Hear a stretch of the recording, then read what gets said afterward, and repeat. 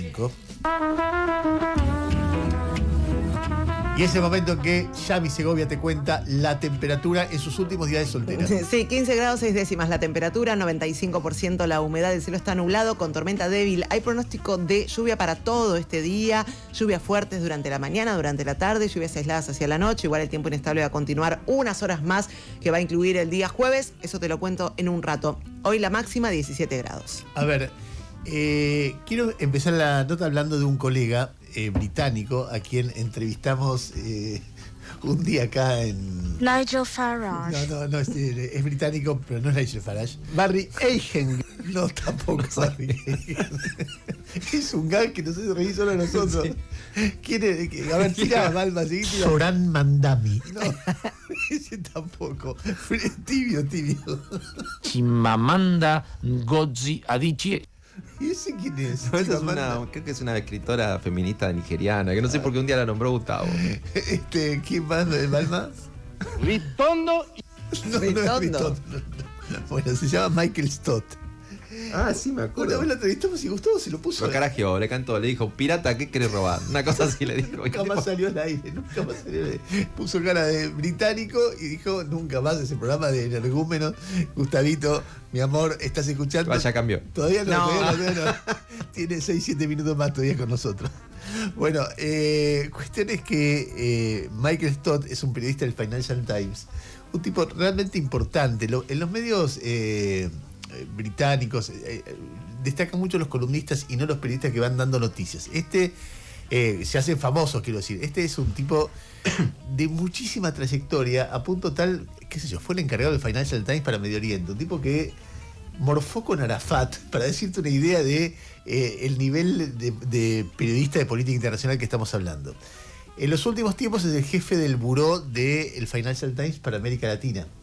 Yo estuve con él, digamos, que debe ser hace 2 años, un día cenando, y me impresionó porque lo que conocía de la Argentina, pero no es que, es como que de repente vos hablas con periodistas políticos acá y hay algunos que se especializan en algunas cosas y digo, te podías conocer la historia de Francisco de Narváez, para decirte una idea. Fíjate, yo llegando al Reino Unido y conociendo la historia de alguien que se presentó a elecciones hace 10 años y después desapareció de la política, ni idea, pero conocía, no es que conocía la actualidad, era como un estudioso.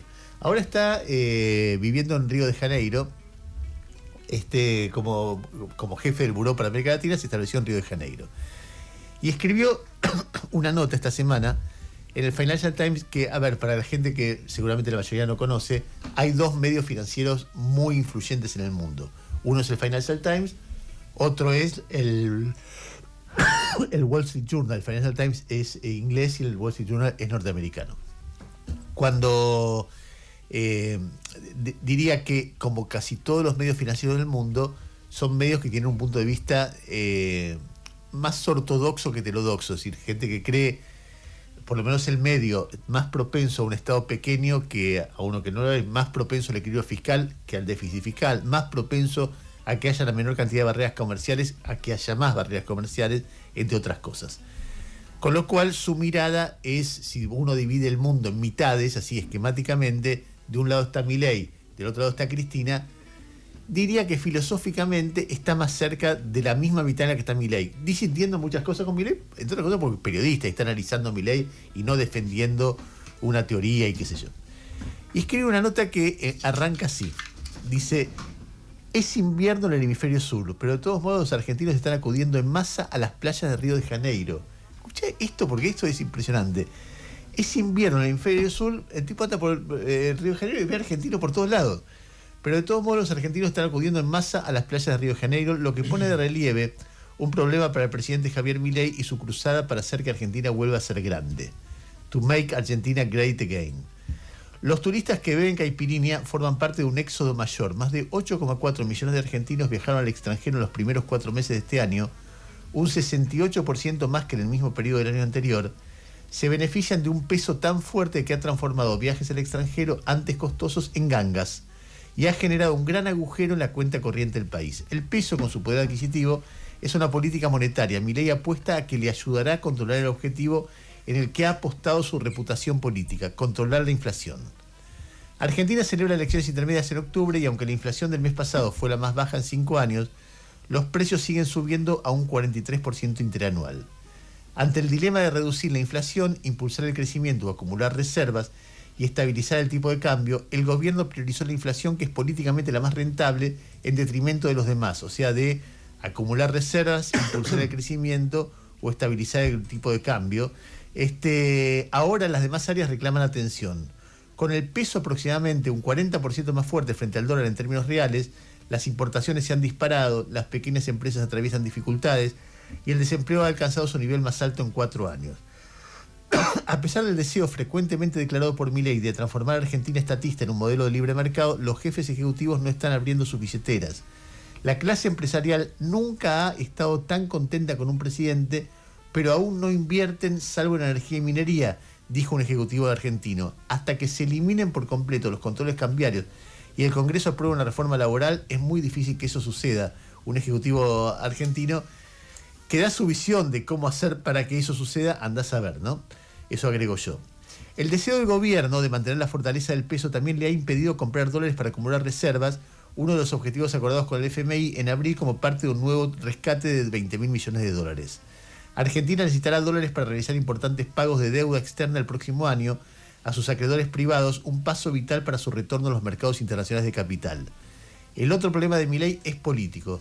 La falta de consenso implica que se están discutiendo leyes muy peligrosas en el Congreso que podrían acabar con el superávit presupuestario. Estoy salteando algunos párrafos porque es una nota muy larga. Aún existe un mundo en el que Milei triunfa en las elecciones y luego actúa con rapidez para desmantelar el tipo de cambio sobrevaluado, acumula reservas, atrayendo así más inversión. Pero siendo Argentina como es, los riesgos siguen siendo altos. El gobierno se apresura a lanzar una lluvia de insultos contra cualquiera que cuestione su gestión económica, por lo que pocos argentinos bien conectados se arriesgarán a la crítica pública. Pero como lo expresó un ex alto funcionario, la economía se ve frágil. En un país tan dolarizado como la Argentina no se le puede permitir el lujo de tener pocas reservas. Creo que la incertidumbre va a aumentar. Esto que se escribió, que un buen periodista escribe sin ningún tipo de interés, porque imagínate que es un tipo que escribe sobre 20 países y ha escrito sobre 20 países de otra región. El tipo observa con su mirada, con su prisma, con su punto de vista, analiza los datos concretos que está pasando, mira noticias, viene, habla con un montón de fuentes y luego escribe la nota de lo que él ve como que puede estar equivocado o no, pero en todo caso se transforma, ve lo que pasa en la realidad con una mirada objetiva y se transforma en un mandril, en alguien que dice, che, guarda que esto puede tener riesgos. Cuando uno lo ve, y es interesante porque, insisto, es parte del hemisferio que está de acuerdo con la mirada general de la economía que tienen Sturzenegger o Caputo o Milei, y le está diciendo, che, eso... el otro día lo entrevistó María y le preguntó, pero Milei dice que hay superávit fiscal. Sí, pero eso tiene que ver, el déficit de cuenta corriente tarde o temprano te factura lo que pasa, y bueno, esto es lo que estamos viendo en lo que dice en la nota.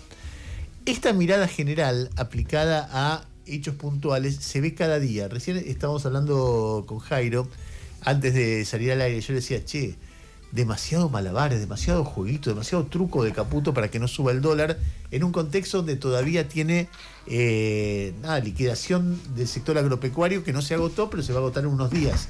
Y sin embargo, el dólar todo el día sube y Caputo hace más maniobras, más jueguitos, más malabares, más engaña pichanga, como quien dice. Contanos eso, los trucos de Caputo, Jairo. Sí, cuando el dólar empieza a irse más cerca de la parte de arriba de la banda cambiaria, de los 1.400 y monedas que de la banda de abajo, deja de haber un mensaje de que flota libremente y empieza a haber estrategias para controlarlo. Algo que cualquier gobierno hace. Acá en todo caso el contraste es el discurso oficial de que flota y no me digan que yo lo manejo. Por un lado, baja la expectativa de devaluación con intervenciones en los contratos de dólar futuro, donde se descuenta una eventual tasa de suba y eventualmente el Banco Central se compromete a pagar en pesos la diferencia de la cotización que tengas con la que se está fijando para una determinada fecha. ¿Qué se busca hacer? Decir, che, mirá, yo te estoy garantizando que en tal fecha el dólar no va a valer más de tanto, entonces quédate ahora en pesos y hace diferencias, no te pases a dólares, porque fíjate que yo te estoy garantizando, interviniendo en los contratos de futuro, que ese dólar no va a valer más de tanto. Entonces no es negocio esperar una devaluación porque yo te garantizo que no va a haber. Eso lo viene haciendo hace rato. A ver, explícame de nuevo lo del dólar futuro. Se ¿cómo? compran dólares a una fecha futura donde si el dólar está más caro, el Banco Central te garantiza en pesos pagarte la diferencia. Entonces, si le sale bien, no pasa nada. Si le sale mal, tiene que pagar eventual cantidad de pesos. Un poco lo que hacía Kicillof, por lo cual... El dólar futuro funciona siempre así. Lo que pasa es que en algún momento se hacía más escándalo, en otro momento eran más operaciones. No es algo que nunca se hizo. Nada de esto nunca se hizo. Lo que digo es... No, está bien, pero repite algo que hacía Kicillof, eso quiero decir. Sí, que han hecho todos los gobiernos. Y Kicillof también. Lo que pasa es que Kicillof quedó en la memoria porque hubo una causa que después sabemos cómo terminó, que era dólar futuro. Pero lo que quiero decir es que con un determinado tipo de intervención financiera trata de traer a hoy la idea de que no va a haber un salto en el futuro, entonces quédate en pesos hoy. Vendé los dólares, pasate a pesos. En lugar de comprar dólar futuro. Sí, compras dólar futuro y ahora mantenés los pesos. Entonces yo te genero las condiciones para que ahora no te dolarices.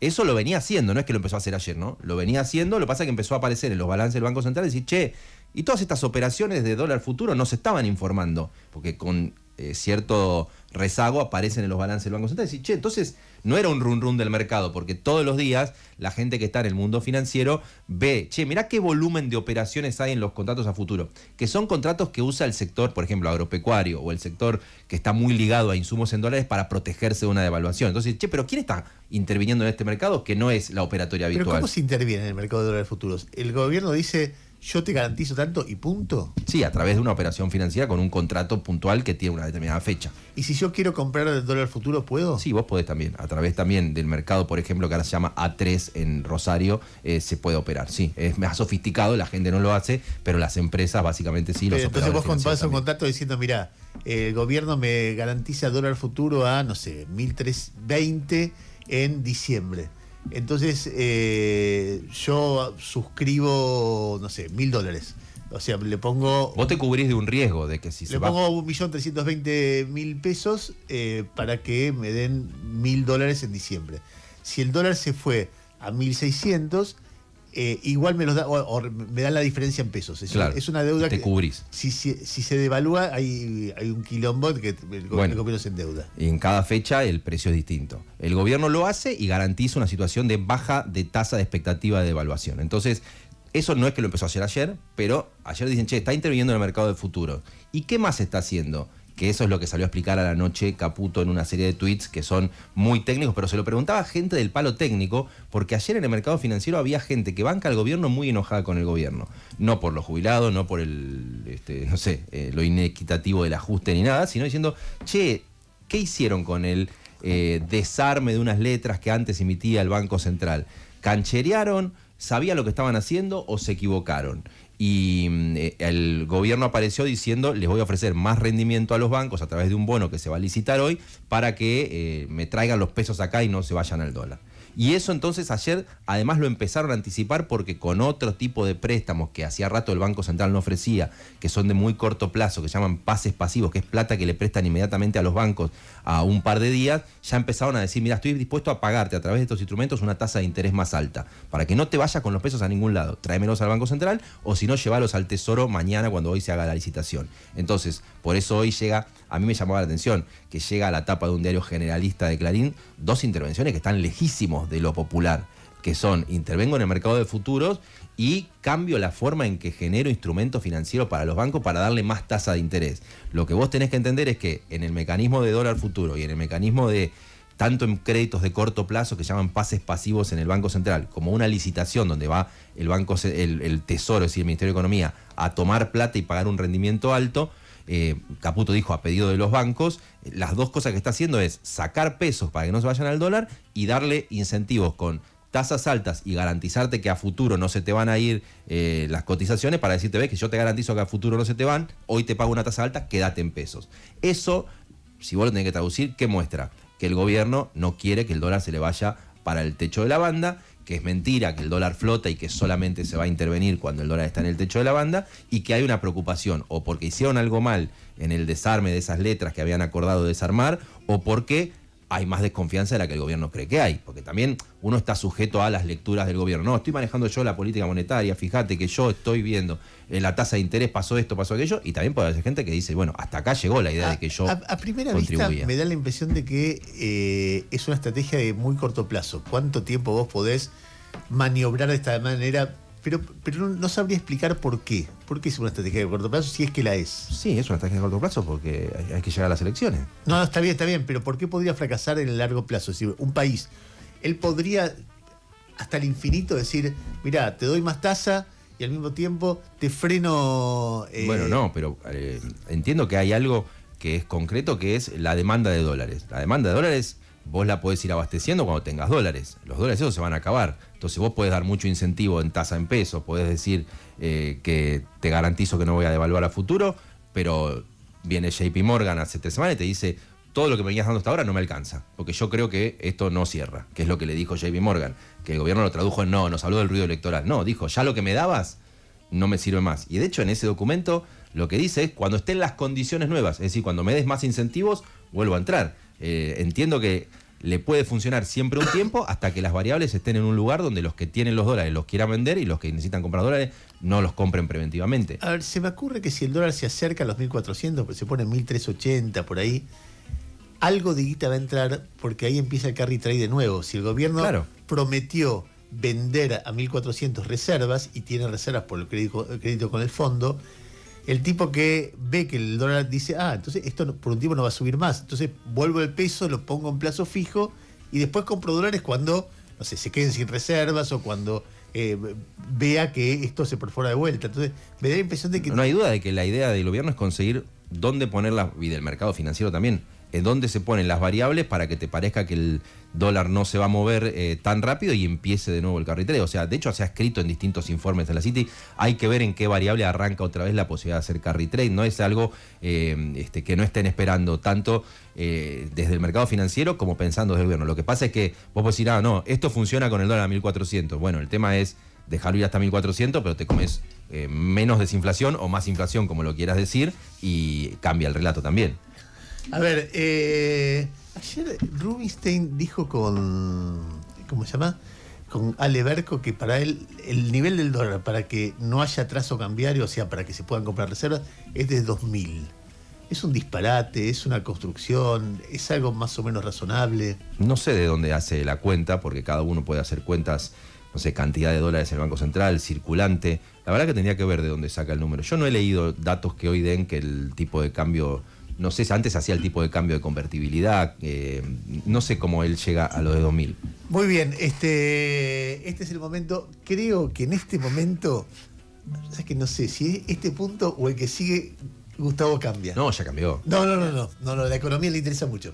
La economía le interesa mucho, se queda pensando a ver cómo es, cómo la ve Jairo, estoy seguro que esa parte la escucha. Creo que la que viene también, creo que después saca, pero en todo caso lo chequeamos cuando venga. A ver, hay algo que me parece muy interesante que está pasando con la justicia, que le está poniendo límites a muchas barbaridades del gobierno y que se expresa ayer en dos medidas. Una, la decisión de liberar a Eva Mieri. Eva Mieri es una concejal, presidenta del bloque de concejales de Quilmes del PJ, que fue detenida junto con Alexia Abaigar y otros 5 militantes de la Cámpora por la agresión contra el domicilio de Esper cuando le tiraron caca en la puerta de la casa. Los 7 detenidos fueron liberados y fueron liberados luego de una decisión de la cual obviamente a mí me parece realmente un exceso, de la jueza Sandra Arroyo Salgado, que los mandó a detener por un delito que en el Código Penal no figura como que no se lo castiga con la cárcel. Los argumentos que en cada caso dio la Cámara para liberar a estos militantes son muy contundentes, porque dice, primero, si fueran condenados no tendrían que ir en cana. Entonces, ¿por qué van en cana mientras no son condenados? Vos podés mandar gente en cana si hay una evidencia de fuga, pero eso lo tenés que fundamentar. Si se trata de gente que vive en su domicilio, que entregó el celular y dejó que entras a investigar, que etcétera, muestra que está colaborando con la justicia. No hay ninguna razón para tenerlos en cana. Y los tuvieron en cana varios días con un respaldo muy fuerte en Twitter de Patricia Bullrich y en condiciones, algunos, por ejemplo, la mamá de Alexia Abaigar, una mujer de 70 años, atada, esposada, encadenada contra el piso, 2 días en cana, traslados a cárceles de máxima seguridad. toda una cosa que a muchísima gente nos preocupó. Incluso gente como yo que le parece un disparate tirar caca en la puerta del domicilio de un diputado, por más que sea el diputado más provocador, agresivo y nada, es una persona realmente espantosa para mí, este hombre expert, pero eso no justifica meterse en el domicilio a romperle las pelotas. Ahora, fuera de eso, lo que estoy destacando es que la Cámara agarró y dijo, no, estos tipos no tienen por qué estar detenidos, los liberó en un fallo muy contundente respecto de respecto a las medidas tomadas por Arroyo Salgado. Al mismo tiempo, mientras Patricia Bullrich decía nadie hace nada con los agresores ATN, la justicia los llamó y los imputó, o sea, los está investigando, pero no los detuvo como hubiera querido Patricia Bullrich, que es una fanática de tener gente y de violar garantías individuales. Al mismo tiempo, ayer la justicia confirmó el procesamiento de Cristian Rivaldi. ¿Quién es Cristian Rivaldi? Es el policía que disparó un gas lacrimógeno contra una nenita que se llama Fabricia Pegoraro, creo que se llama, estaba en una marcha, estaba la nena ahí y disparó gas y le dio muy cerca de la cara de la nena. Cuando le preguntaron a Patricia Bullrich, dijo, es que le usaron de escudo, dijo. Él estaba ahí tratando de dispersar a gente que estaba pisando la calle, cosa que para Patricia Bullrich es terrible. Creo que en la marcha contra la ley base fue en algún momento del año pasado, y bueno, sale el gas lacrimógeno, la piba se la ve llorando, así como muy descompensada, y obviamente Patricia Bullrich sale a bancar al cana. La policía ya lo procesó, como viene procesando prácticamente a todos los policías que defiende Patricia Bullrich. Patricia Bullrich, cuando va a la justicia, nunca tiene argumentos. Este tipo de situación, el procesamiento de este policía, se combina con muchas otras decisiones. Hay dos decisiones de la justicia que han sido como muy importantes, que es que en dos marchas apareció Patricia Bullrich y su gente y detuvieron gente a mansalva. En algunas, creo que alrededor de 50 y otros más de 100 detenidos. La última fue la de ese día que varias hinchadas fueron a apoyar el reclamo de los jubilados. Bueno, en ese contexto, primero María Servini de Cubría y después la jueza, ¿cómo se llama la jueza que le decían? La jueza K, porque liberaba la mayoría de detenidos. Me sale Acuña, Bascal, Conaira. Bueno, en cualquier caso, la jueza, me acuerdo que en aquel momento liberó a todos los detenidos y toda la campaña la jueza acá libera a los detenidos. Después detuvo a otros detenidos con los que había pruebas de que habían hecho cosas que estaban mal, hechos de violencia en esa manifestación. Pero a los que detuvo Bullrich los liberó a todos. ¿Por qué? Porque no había ninguna prueba de que hubieran hecho algo incorrecto y se pasaron varios días en cana, tanto lo de la primera manifestación como lo segundo. Y en todos los casos la justicia actuó para poner límites. Miren, hay otro caso que me llama, que tiene que ver ya con nuestro oficio, con el periodismo. Cuando Milei empezó a hacer denuncias contra periodistas, muy rápidamente, pero en una semana, la justicia desestimó la denuncia contra Viviana Canosa, contra Jorge Rial y contra, me está faltando uno, Ari Lijalad. Eran ellos tres, ¿no? No, creo que no era Rial. ¿Pañi no estaba también? Era eso, Pagni, Canosa y Lijalad.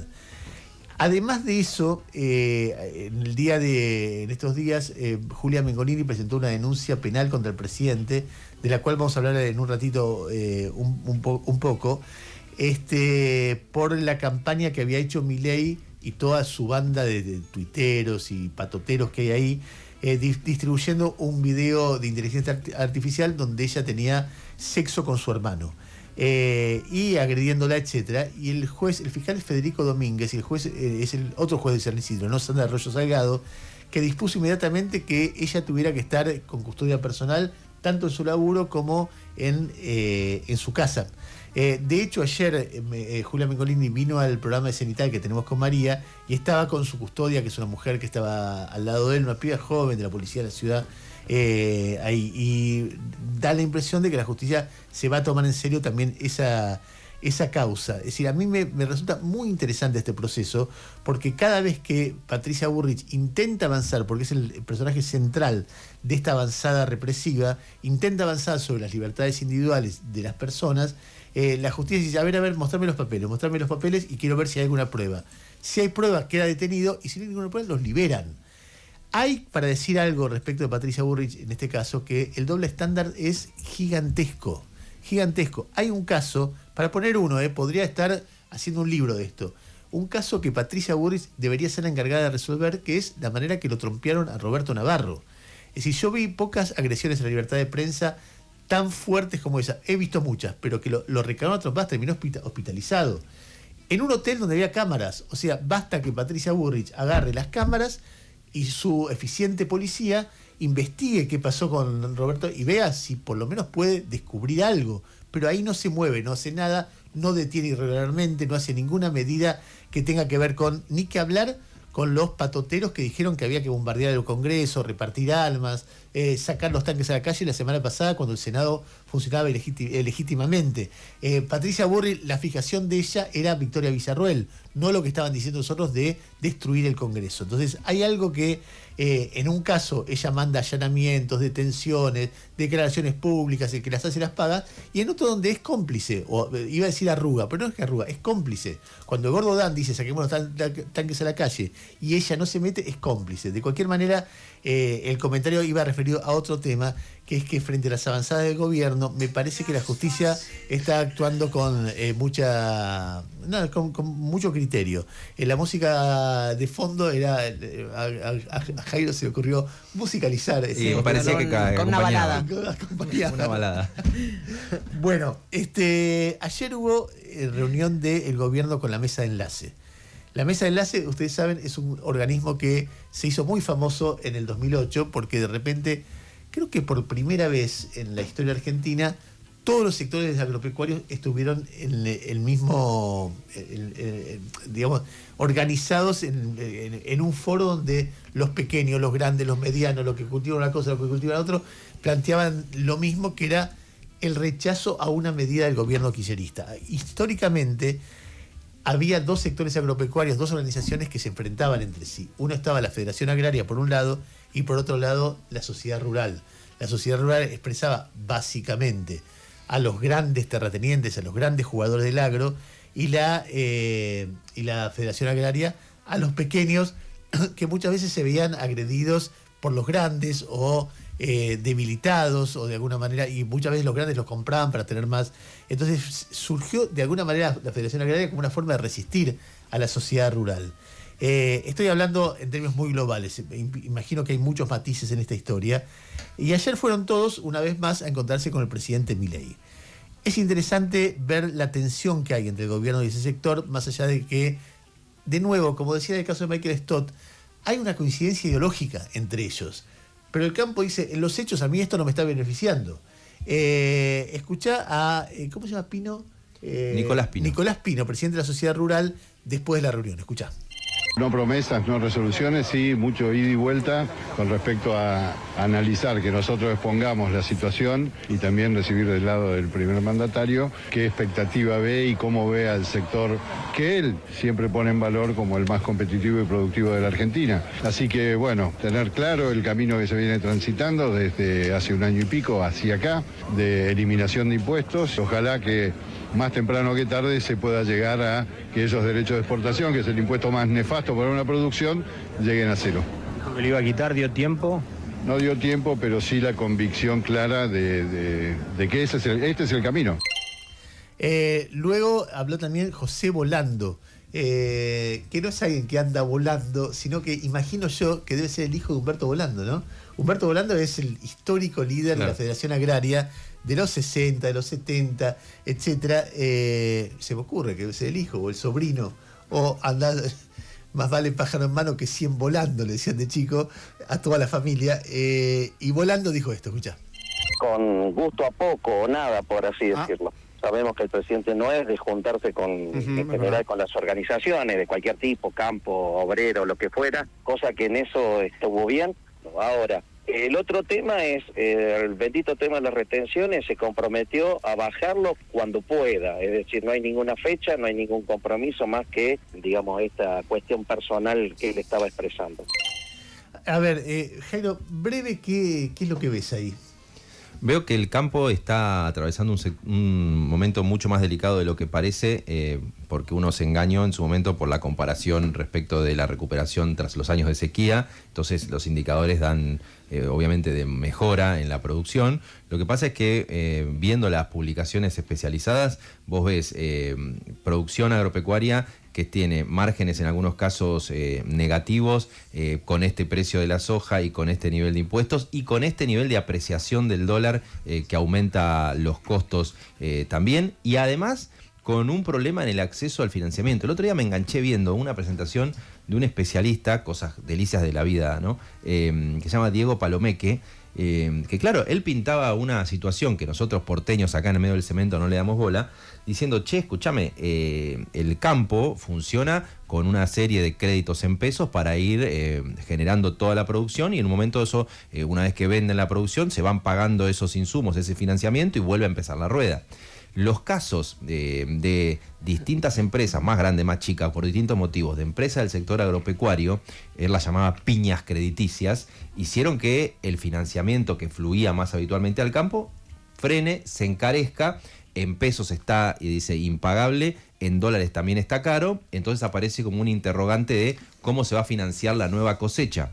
Entonces, una cosa que nosotros prestamos atención cada tanto, cada vez que es la exposición agropecuaria o cada vez que se reúne la mesa de enlace con el presidente, tiene como tema frontal las retenciones, que es el costo impositivo, pero empieza a aparecer, che, no hay acceso al financiamiento, se deterioró la cadena de pago, aumentan los cheques rechazados, y aparece otro tema, el 70% de la producción agropecuaria se hace sobre campos alquilados, alquileres que no bajan y que se transforman también en un costo muy alto para la producción. Así que hay una discusión entre el apoyo ideológico de los productores al gobierno nacional y la situación financiera concreta de la campaña que está empezando, que hoy nos decía la presidenta de la Sociedad Rural de Rosario, no creo que haya bucheos cuando Milei vaya a la rural, pero sí silencio, porque si bien hay más ganaderos que productores del agro concretamente en la rural, dices más ganadera Palermo, yo imagino silencio, decía, si se termina confirmando que Milei va a ir, ¿no? A ver, 8:40 minutos de la mañana, hay varios temas más que después vamos a ir recorriendo,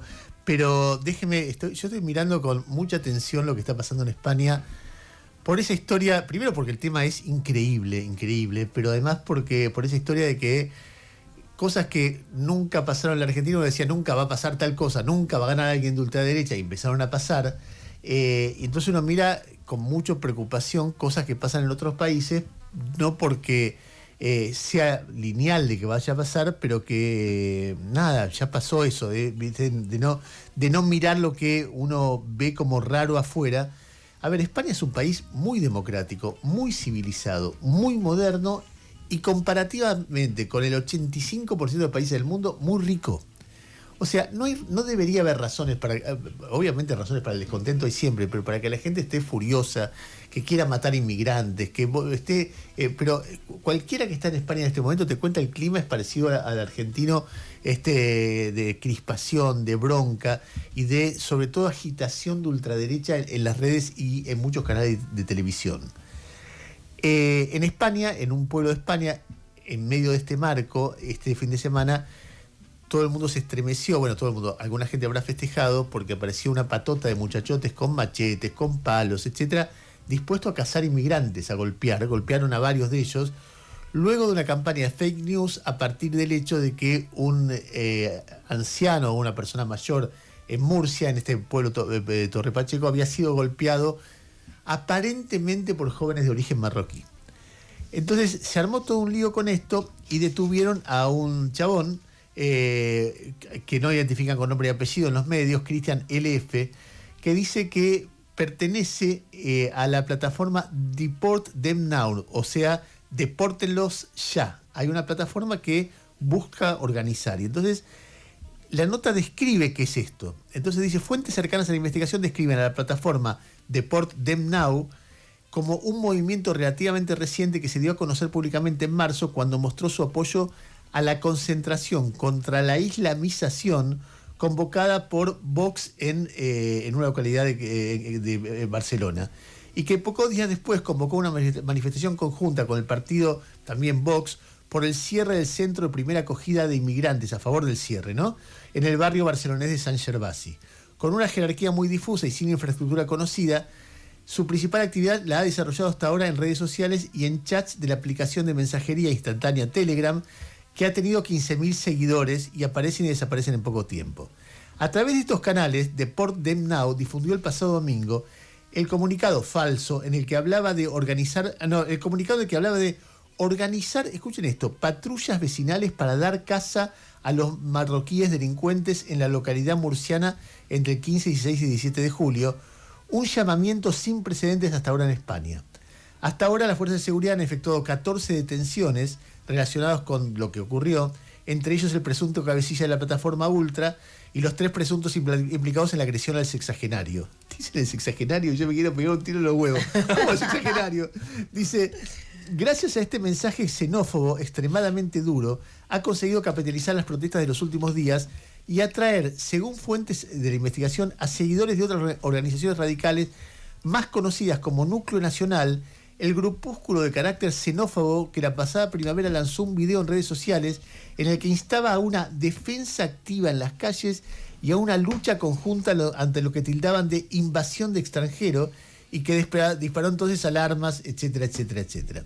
Con sus últimos mensajes, Deport Dem Now también ha conseguido atraer a miembros de grupos ultras del fútbol. Imagínense Barras Bravas incorporándose a esto. Algunos de cuyos integrantes se han desplazado al municipio de Murcia siguiendo las consignas de la plataforma. Fuentes del Ministerio del Interior detallan que, de hecho, de las 120 personas identificadas en los últimos días por la Guardia Civil en Torre Pacheco, un elevado número procede de fuera del municipio, sin concretar exactamente la cifra de gente que viene de afuera, ¿no? En los canales utilizados por esta plataforma, la Guardia Civil ha cerrado 2 de ellos tras el arresto del presunto cabecilla. Muchos de los mensajes volcados son simples consignas de odio hacia los inmigrantes, con montajes fotográficos en los que repiten un lema recurrente en su discurso en sus pocos meses de actividad. Remigración, el eufemismo para decir deportaciones masivas, etcétera, etcétera, etcétera. Hay un montón de grupos, hay aplicaciones. En Estados Unidos me contaba Lu que hay una aplicación creada para premiar a quien denuncia a un inmigrante que vive cerca, y así sucesivamente, como dice Jairo, que digo